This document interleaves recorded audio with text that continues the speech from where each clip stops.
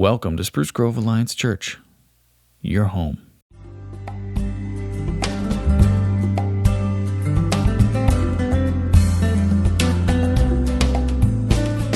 Now, if you've been tracking with us, Pastor Brent over the last several weeks has been walking us through and done a masterful job at helping us to understand the book of Revelation. I mean, a lot of people are intimidated by the book of Revelation. They say it's one of the hardest books in the Bible to comprehend, and he has really done a great job at helping us to make sense of all that. And one of the most predominant themes you see in the book of Revelation is that the enemy is always making war against the saints. You know, he's attacking them, he's coming against them. And I would have to say one of the ways that the enemy attacks us the most these days is that he goes after marriages. And so we're going to take a brief pause from Revelation today, and we're going to be talking about the topic of marriage. And I'm particularly excited to talk about marriage because marriage is part of my portfolio here. I do the marriage ministry at this church, and I just love talking about marriage. And I love talking with couples about marriage. I love doing marriage. Hey, Lacey. So I just love it. And recently, I had a couple, and they were, I'm helping them prepare to get married, and they're a new couple to the church. They're new to Christianity. And what I like to do with couples is the first time I meet with them, I walk them through what the Bible says about marriage. Basically, what is the picture that God paints of the vision of marriage? So I did that for this couple, and they were just really astonished by that. And they were like, this sounds amazing. Why have I never heard this before? Like, everyone needs to hear this. And I was like, yeah, I know what you're talking about. This is great. So I want to talk about it today, and I found that most people, most Christians, don't have a very clear understanding of what the vision of marriage is that the Bible paints. And so a lot of people, without knowing it, they're sort of living marriage, doing marriage by the world's design, not by God's design, and they find that they're getting pretty poor results. And so I said to this couple, I said, listen, marriage, it's not something we came up with, it's God's design, okay? He created it. And so if you do it according to God's design, the way that was meant to be, it will work out well for you. And God has a purpose behind marriage. He didn't just create it randomly, he created it for a purpose, and that purpose was to help us to know more about him and know more about how he relates to us.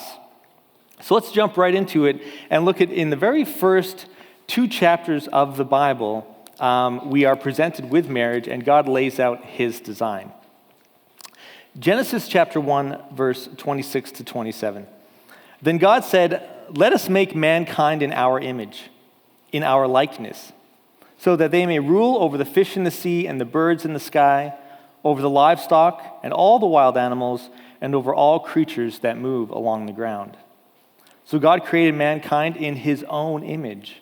In the image of God, he created them. Male and female, he created them. So here we can see 2 important things that God is stating about marriage. And the first is that marriage was to reflect God himself and how he relates within the Trinity. So here, looking at this, let's focus on verse 26. It's very telling. It says, "Let us create mankind," or as many translations will say, humankind, "in our image." So here it's the first time we see God is referring to himself in the plural. He created lots of things, before this, but now he comes to humankind, and as he creates humankind, within that context, he chooses to refer to himself in the plural. It's the first reference we have to the Trinity.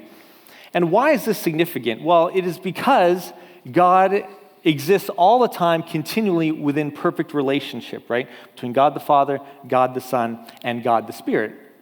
Therefore, if God made us in his image, that means that we are created for relationship and we are created for love. That's why the Bible always talks about God being love and pure love, because love is something that can only exist within a relationship. And so because God exists in a relationship, he made us in his image, we are made for love and relationship. And this is the point that is very emphasized again in verse 27. So God created mankind in his own image. In the image of God, he created them. Male and female, he created them. Now, think about it. God could have done anything. He could have made creation any way he wanted. I mean, he's God, so he could have made just one individual that's eternal and said, this is humanity. Or he could have created many individuals of the same gender and said, oh, this is humanity. But what he chose to do is he chose to split his image between two beings that are of the same substance, but only really complete each other when they come together in love, self-sacrificial relationship, right? It's kind of like a lock and a key. They're two separate objects made from the same material, but they're one mechanism, right? And it's only when they come together that they actually work as they were intended to. And so this concept of the intermingling of souls to become one, this is both the essence of the Trinity, and in a similar way, it's the essence of us and how we were made. And so we see that God was very intentional in how he created marriage. He created it for a purpose, two purposes. The one we already talked about, so that we can know more about him and how he functions, but also to know more about how he relates to us. Now, case in point, one of the most predominant metaphors in the Bible that God uses to help us understand and that he uses to describe our relationship with him is that of groom and bride. In fact, the Apostle Paul, in the longest discourse that we have in the Bible on marriage, he makes this connection quite directly from Ephesians 5:31 to 32. This is what he says. For this reason, a man will leave his father and mother and be united to his wife, and the two will become one flesh. This is a profound mystery, but I am talking about Christ and the church. So here Paul, he's quoting Genesis. He's quoting Genesis chapter 2. And the word he uses here from Genesis 2 that we translate as flesh, this word does not mean physical alone. Okay, we tend to read it that way. That's not how it was intended. This word actually, when you look at it, it means the totality of a person's being, right? Body, mind, soul, and spirit. It's the entirety of the person. And so then what does that mean? Well, if you unpack it, it means that God is saying in a similar way that he's united within the Trinity, so we are to be united also with our spouse, and in a similar way we are to be united with him, and we will be united with him on that final day. But how does that actually look? Like if we lived according to God's design, right? That's the question. How would this actually look? Well, we got a great picture painted for us right here in Genesis chapter 2. And this is important because Genesis chapter 2, we're still in the Garden of Eden where everything was as it was intended to be. But then we get to the fall in Genesis chapter 3. And so in Genesis chapter 2, this is what it says, verse 24 to 25. This is why a man leaves his father and mother and is united to his wife, and they become one flesh. Adam and his wife were both naked and felt no shame. So again, in our modern Canadian minds, we want to read this as purely physical, but as I said, this word flesh refers to the entirety of the being. So when we see the word nakedness, it obviously is not referring to just a physical nakedness. It means the totality of nakedness, to be open and transparent about the entirety of who we are, right? And that's definitely what's happening here with Adam and Eve. They are coming together in total nakedness, full 100% transparency in every aspect of their thoughts, in every aspect of their feeling, in every aspect of their hearts. They are naked with the other person. Yet it says they felt no shame. So they're totally naked, but totally felt no shame. And what is shame? Well, shame is just the fear and the pain of disapproval, right?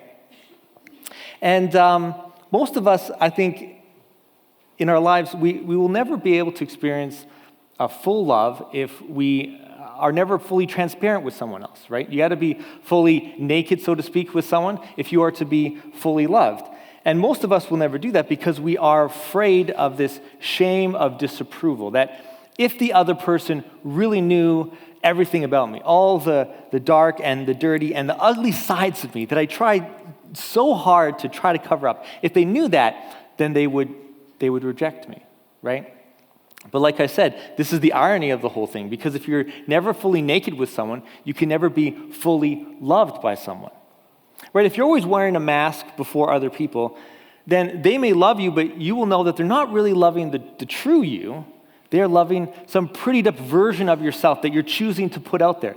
They're loving the mask. The mask is getting the love, but you're not getting the love. So unless you can be fully, take that mask off, fully transparent, fully naked with another person, only then can you experience full love for who you really are deep down. And this is, of course, how God loves us, because there's no masks before God. He sees through all of that. You can't hide everything.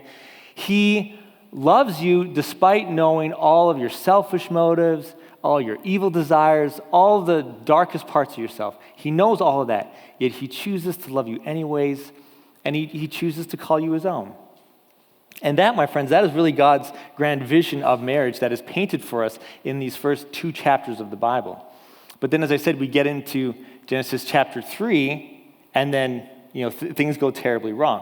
Well, what happens here? Well, God has this design for us, for us to have a relationship with him. But we decide, we don't like that design. We want to decide what we want to do. We want to live life by our own design. We want to determine what is right and wrong and what is good and evil. And so we eat from the tree of the knowledge of good and evil. And that gives us the ability to be able to do that. And as a result, sin enters the world. And sin, really, all sin is wanting to do things your way instead of God's way, right? And so then we find ourselves now in this predicament in 2026, living in a sin-sick world, so to speak, that has this vision of marriage that is totally distorted from God's vision. And the results we're getting are really not that good. And this is the issue I see with most couples today, and I would even say most Christian couples, when they're having marriage difficulty, is that they're trying to do marriage according to the world's design and not according to God's design. And like I said, they're getting pretty poor results. They're getting essentially a Genesis 3 marriage when they could be and should be getting a Genesis 2 marriage. And so I'll often tell couples, I said, listen, marriage, as I said, it's God's design. So you got to use it according to the way it was intended to be used, or else it's not going to work very well. And I like to use this illustration. I'll say it's like when you use a butter knife as a screwdriver. I mean, we've all done this once in a while. We're too lazy to go find the screwdriver. So we go, I'll use the butter knife. And what happens? Well, it's kind of difficult. It kind of works, but not really that well. And you end up wrecking the butter knife, and you also strip the screw, and it all becomes wrecked and broken. And so many people in society today, that are not following God's design are going, marriage is hard, and it's difficult, and it seems broken, and it seems wrecked, because they're not using it the way it was intended to be used, not following God's design. So, how do we actually do that then? How do we actually do marriage according to God's design? That's the question we want answered. And I'll give you 2 ways. The first one is submission over selfishness. Selfishness, my friends, it is the cancer of marriage. Full stop. Selfishness is the cancer of marriage. My wife and I, we're at the age now where a lot of our friends that got married in their 20s, they're now experiencing marital difficulties. A lot of them are getting divorced. And we've walked with these couples through, years of this, and we've started to see a pattern kind of evolve. And this is the pattern. One of them goes, my spouse isn't meeting my needs in some particular area, so I'm going to stop meeting their needs in some particular area. I'm going to withdraw myself. And then what happens? Well, then the other one realizes that the person is not meeting their needs and is withdrawing. So they go, well, then I'm not going to meet your needs and I'm going to withdraw. And they go, well, then if you're going to do that, then I'm not going to do this. And it's so on and so forth. And it becomes like this negative feedback loop that they get stuck in, right? And then the couples eventually, usually do divorce. But my wife and I will be like, we saw this years ago when the first person at the very first time chose selfishness. And this makes a lot of sense, because what happens if you take 2 vacuum cleaners and you put them together? You get this massive tug-of-war until one or both of the engines just, totally blows up. But God's design for marriage, it's quite different. It's absolutely different. I mean, just take a look again at Ephesians chapter 5. As I mentioned, this is the longest discourse we have in the Bible on marriage. And in that passage, in the very opening verse of the passage, this is what it says. Submit to one another out of reverence for Christ. Simple. Submit to one another out of reverence for Christ. God's way is mutual submission. So if selfishness is the cancer of marriage, submission is the cure of marriage. And let's keep in mind that since marriage is a reflection, of course, of God's relationship and his relationship with us, therefore, submission must be exemplified in the Godhead. And so if we take a look at God himself, we have our perfect example. And we do right there in the gospel. It's encapsulated quite briefly in Philippians chapter 2, which says, "Do nothing out of selfish ambition or vain conceit. Rather, in humility, value others above yourselves, not looking to your own interests, but each of you to the interests of the others. In your relationships with one another, have the same mindset as Christ Jesus." And then the passage goes on to describe how Jesus was obedient to the Father. The Son was obedient to the Father by coming down to this earth, being born a baby in a manger, stepping off his throne, being humbled, living a life of suffering, dying on a cross. And he did that in order to fulfill the Father's commands, in order to love us and to cherish us, to draw us back into his presence. And then it says, because Jesus did that, God the Father glorified him to the highest place. And because of that, then Jesus then glorifies the Father, and the Father then glorifies Jesus. And we see a positive feedback loop. Some theologians refer to it as the glory cycle, but it's this positive feedback loop where each one is submitting to the other, giving glory to the other, and serving the other in self-sacrificial love. And this is the way, my friends, this is the way of God's design of marriage, right? If sin is selfishness, which is trying to always get more by putting yourself in front of others, then submission and God's way would be to actually serve other people, to do more for other people by putting them ahead of yourself. That's the design. And that's one way which we do marriage according to God's design. It's through submission, not selfishness. But there's a second way. A second way is through covenant over consumption. You know, I think it kind of goes without saying that we live in a very consumeristic world. Very, very. We've found a way to commodify everything, and that includes relationships, right? Now, I've been out of the dating scene for a while, but as you can tell. But I got friends that are still there, so we'll have conversations about, you know, what is dating like these days. And they tell me it's all done through these dating apps these days, right? And you know that's how even most Christians meet their future spouses. It's through these dating apps. And I don't want you to get me wrong here. There's nothing bad about using technology to find a spouse. In fact, I know many Christians that have wonderful marriages and they all met online, and there's nothing wrong with that, right? But something about the apps has the potential to commodify relationships in a way that we've never seen before. One of my friends that uses these apps, he refers to it kind of like when you order delivery from one of those delivery food apps, right? So you're scrolling through all these different profiles, and the person's trying to sell themselves through putting like the best picture they have of themselves, right? And listing in an enticing way all their different ingredients, so to speak, right? And they're hoping that you're going to take the bait, right? And it's a crude way to say it, but it's funny too, right? That's a funny way to say it. And this is his words, and he was telling me this. And he said, yeah, and if they take the bait, then you enter into what is kind of like an extended interview process, you know, where you start texting and talking, and you're trying to find out as much as you can about the person so you can evaluate, are they good enough for me? Or can I do better? And at the same time, they're doing the same to you. And it doesn't have to happen that way, but it happens somewhat that way, usually most of the time. And what's happened here is that we've reached essentially the apex of the commodification of relationships.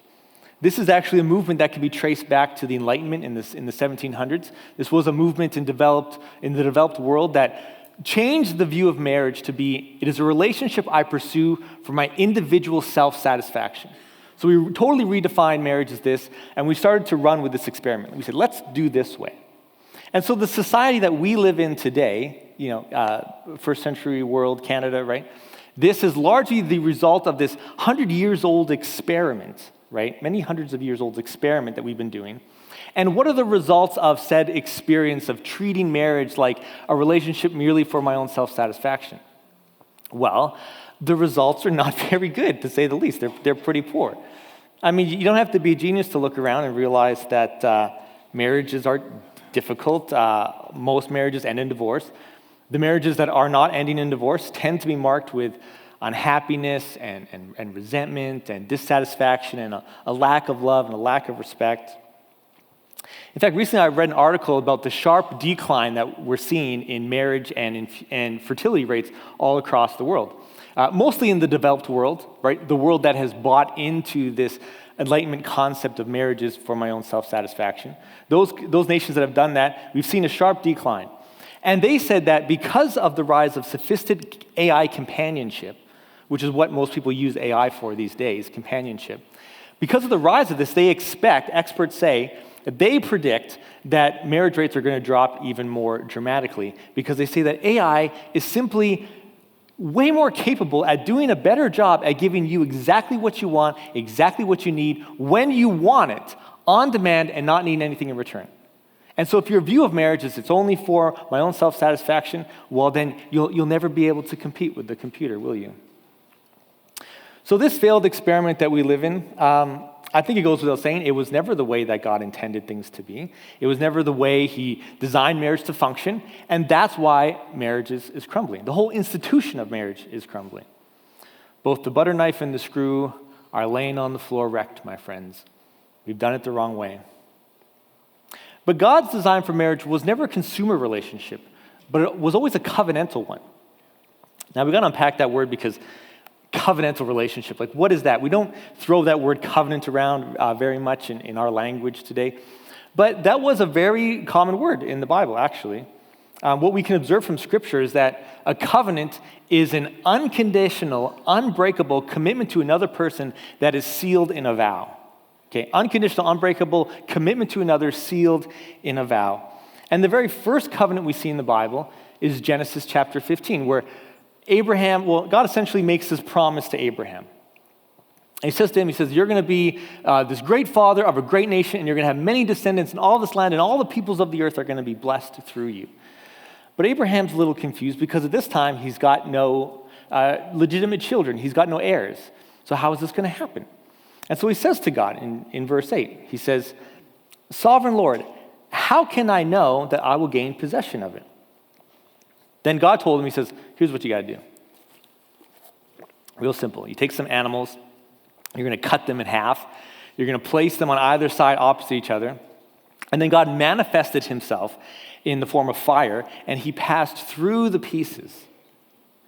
And we look at this, we go, that seems like a strange way to make a promise to someone. Like, couldn't you just shake on this thing? That seems pretty intense. But in ancient times, that was actually how vows were made, and it made a lot of sense. They didn't have contracts at the time. They didn't have courts of law and police forces to enforce those contracts. And so you would put on a ceremony if you wanted to enter into a covenant with someone. And it would be a ceremony where it was a great cost to yourself because the animals were very expensive, right? It was your livelihood. And you took some of these animals and you sacrificed them and you cut them in two, and then each party would walk through the pieces in order to kind of symbolically say, if I break my covenant, what happened to these animals will let that happen to me. Or you can do to me what has been done to these animals. And so the ancient ceremony really did a terrific job at signifying the importance and the significance of a covenant relationship. Now, marriage, it goes without saying, is the strongest and most significant covenant relationship that we can enter into with another person. And it's one of the few times, perhaps even the only time in our life, that we will walk down the aisle and we will make public vows, public promises of commitment before God and before other people. And the vows we make on our wedding day, man, those vows, they are the most important part of the wedding ceremony. When I tell this to couples, they're usually very confused. They're like, what? Because they're thinking about the reception or the invitation list or the dress or whatever. They're thinking about a lot of things, but they're not really thinking much about the vows. And they go, really the vows are the most important part? And I say, yes, they are. They're very important. They're super serious. You need to take them serious. And you need to spend some time and write these things out and think about them and study them because these are promises that you're committing to for the rest of your lives. And if you think about the vows, it's like, it's not just about how you feel in the moment, right? It is really a promise that you are going to continue to do something. It is a promise to a future action, right? Because we know that feelings fade, but that's the strength of the commitment, is that even after the feelings fade, through sickness or health, through rich or poor, right, till death do us part, we are going to be together, and I'm going to commit and will continue to do these things regardless of the situation. And wedding vows are very important because they're both horizontal and vertical. And what I mean by that is, first, they're horizontal. The couple usually has personal vows, and they hold each other by the hands, and they stare at each other, and they say, I promise these things to you. But then they'll turn to the pastor, and the pastor will read some vows, and they will say, I do. Now, this is the vertical part, because in that moment, the pastor is acting as an intercessor, as an intermediary between God and them. So he's a stand-in for God. So when they say, I do, they are actually making these promises to God. So they are vows before other people and before God, before the presence of many witnesses. It's very, very significant, right? And this is actually the power of the Christian marriage. It's right here. It is in the unbreakable, unconditional covenant vows that you make before another. That is the strength of a marriage, because it's the power of these vows that give you that ultimate sense of security that you need in order to take off that mask. Right? Really let your hair down and let the other person see all of the ugly parts of you, because you know that no matter what they see, they will never leave you. Because their commitment is unconditional. It's not conditioned upon you keeping up your end of the bargain or you continuing to be as amazing a person as they thought you were when you got into this thing. No, they're unconditional. So you can finally be yourself, and then finally, for the first time, you can receive true love without fear of rejection. Now, this is a lot unlike modern marriages, that you feel like you're always kind of having to sell yourself. Or if you're just living together and you're not married, you're always having to sell yourself, and you're always having to make sure that you're doing your best to keep up your end of the bargain. Because if you don't, well, they just might leave you. And I think it's the strength of the Christian vows that keeps the Christian marriage together through thick and thin. Because there will be up times and down times, and the vows keep you through the difficult times to get through the good times. It gets you through the wilderness to get to the promised land. Did you know that longitudinal studies show that 2/3 of unhappy couples will become happy couples within 5 years if the people choose to stay together and not get divorced? But hear this, it's only marriages based on an unbreakable covenant vow that have the strength to get through those tough times to the happy times. I can recall actually many years ago at a different church, there was a couple that I had recently married, and not long after they were married, they were starting to have some marriage struggles, and they were starting to talk about divorce, potentially. So I was talking to one of them, and after listening to them kind of go on and on about how their spouse wasn't keeping up with their end of the bargain, I said to them, and I think I surprised myself when I said this, I said, remember your vows. I said, remember the vows you made before me, before God, before your family and friends, when you made that commitment. And what's interesting is that the second most common command in the Bible is remember. Remember. And this is a pretty intense word, if you think about it, because to be dismembered, it's to remove a part of yourself. And to remember is to reattach that, right? And if that sounds intense, well, how intense was that first covenant ceremony that we read about in Genesis 15? When they dismembered, they sacrificed animals, they dismembered them, they cut them into two, and God passed through it. He passed through the dismembered bodies, and he is constantly, the second most common command, he is constantly telling us, remember the covenant promise you made to me and my covenant with you. And earlier I quoted Genesis 2:24, a man will leave his father and mother and be united to his wife, and the two will become one flesh. Remember that? Well, this word we translate united. In older translations, it's translated as cleave.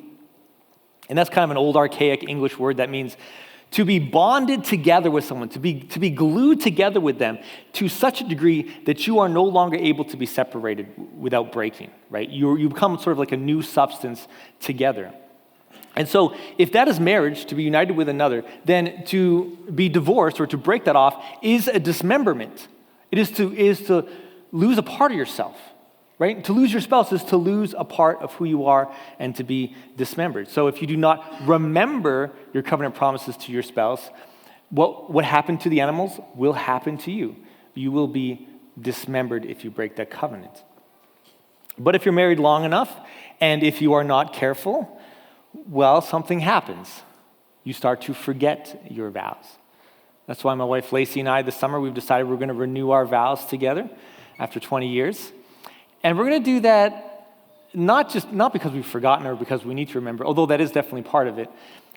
We're doing it for our children too, because we realize that our children, they came out of this beautiful covenant, self-sacrificial relationship. They're a product of that.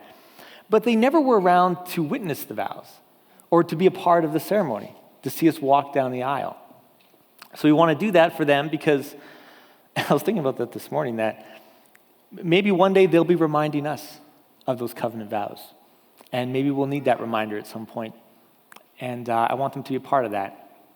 And also because I don't want them to look at our marriage and think that maybe the success of our marriage and the health of that, which they're experiencing the benefits of, that happened by chance, or that happened because we were just happened to be very compatible together, or as my daughter likes to say, because we're soulmates.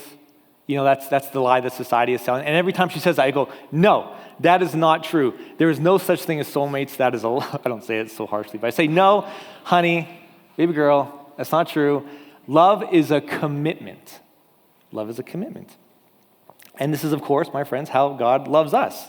Right? Remember, marriage is to reflect our relationship with God and his relationship to us.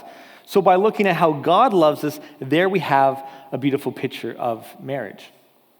And what's interesting is that when commentators comment on Genesis 15, they always point out that in those times it was customary for both parties making the covenant to pass through the pieces, right? But in Genesis 15, only God passes through the pieces. Very interesting. Now, why is that? Well, I think it's because he wanted to show us that the covenant was unconditional, that it was not conditional upon us upholding our end of the bargain or upholding our covenant with him. And realize that we do not uphold our covenant with him. Every time we sin against him, we are breaking that marriage covenant that we have with him. But God had a plan. And he came down himself as Jesus in order to fulfill the covenant for us, our side of the covenant for us, on our behalf, and to pay the price of his blood to make a new covenant for us in his blood. He did that for you, and he did that for me. And he did this because we are his beautiful bride that he sacrifices for. Ephesians 5 paints this wonderful picture. It says, husbands, love your wives just as Christ loved the church and gave himself up for her, to make her holy, cleansing her by the washing with water through the word, and to present her to himself as a radiant church without stain or wrinkle or any other blemish, but holy and blameless. My friends, Jesus is our ultimate bridegroom who unconditionally, despite the fact that we sin against him, and despite the fact that he sees all of our ugliness, he is the one who loves us in spite of that. Jesus is the only one who gives us that love that I think is the kind of love that deep down we all really need and we all really want, and that is to be loved not because we are lovely, but in order to make us lovely. My friends, that should stir your heart. That should give you a heart wound. That should transform you and melt your very heart when you realize that Jesus loved you ugly to make you lovely. He did that because he cares for you. He is the perfect husband who never leaves us, who never breaks his covenant. We are made radiant and holy by him for what he did for us, not because of anything that we have done, but because of what he did for us. And because of that, now we are cleaned up enough that we can come into his presence and be united with him forever in paradise. And that, my friends, that is the vision of godly marriage that the Bible outlays. It's terrific, it's amazing, it's life-changing, really. It's about us, but it's also not about us, it's about him. But I would be remiss to end a sermon on marriage without giving some practical advice, because I know many of you are probably here and you're thinking, if you're married, like, okay, that's a great vision, but what do I do right now to save my marriage? And what can I do like right now to enrich it or turn things around? And I give two pieces of advice. First off, since marriage is a reflection of our relationship with God, we grow deeper in our relationship with each other when we grow deeper in our relationship with God, right? Marriage is like a picture of two people holding hands together, walking towards God. And when you're growing with God, you're growing together. So it's important to just spend time with God. You know, be in His Word, pray with Him regularly, every single day, right? Because just like you need to spend time with your spouse to build that relationship stronger, so you need to ongoingly, continually be spending time with God to strengthen that relationship. And the second piece of advice is just wake up tomorrow, very simple, just wake up and ask yourself, what is one thing I can do today to make my spouse's life better? What's one thing I can do today to make my spouse's life better? And then just do that thing. Just do that thing. And you will be so surprised at the power of one self-sacrificial act of service a day for your spouse. You'll be surprised at the power that has to change your relationship, to change your feelings, to change her feelings or his feelings. And so the very last thing I want to mention is that if you want to grow more in your understanding of marriage and the meaning of marriage, I strongly suggest reading the book, The Meaning of Marriage by Dr. Timothy Keller. It's also an audiobook. It's the best book I've ever read on marriage, and many of the points I've made here today I've taken from that book, and that book expands a lot on the concepts that I brought here today. Thanks for listening to this week's message from Spruce Grove Alliance Church. For more information or to hear past messages, please visit sgac.net.